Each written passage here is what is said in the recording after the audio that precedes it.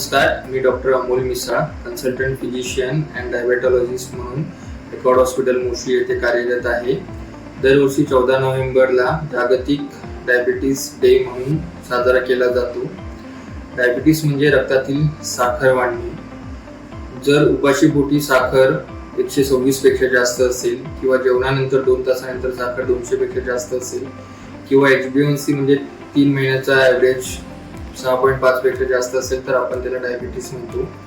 डायबिटीसची लक्षणं प्रामुख्याने वारंवार लघवीला लागणे, प्रचंड थकवा जाणवणे, खूप जास्त भूक लागणे किंवा तहान लागणे, अंधुक दिसणे, तळपायांची आग होणे, वेगाने वजन कमी होणे ही आहेत.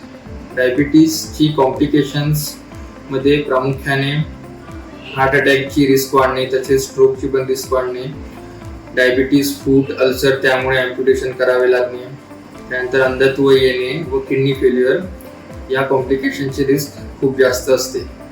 ही जर कॉम्प्लिकेशन टाळायची असतील तर शुगर वारंवार चेक करणे आणि त्याच्यावरती ट्रीटमेंट घेणे आणि जर शुगर नियंत्रण ठेवता आली तर ही कॉम्प्लिकेशन्स आपल्याला टाळता येऊ शकतात. शुगरचा इलाज जो असतो किंवा ट्रीटमेंट जो असतो ते मेनली म्हणजे सगळ्यात पहिलं आहार त्याच्यावरती अवलंबून असतं. आहारामध्ये साखर मैद्याचे प्रमाण बंद केलं पाहिजे.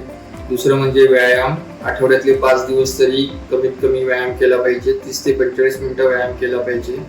आणि तिसरं म्हणजे औषधांमध्ये सुरुवातीला आपण गोळ्या देतो. त्यानंतर जर शुगर खूप जास्त असेल किंवा मग लहान मुलांमध्ये आपल्याला इन्सुलिन वापरावं लागतं.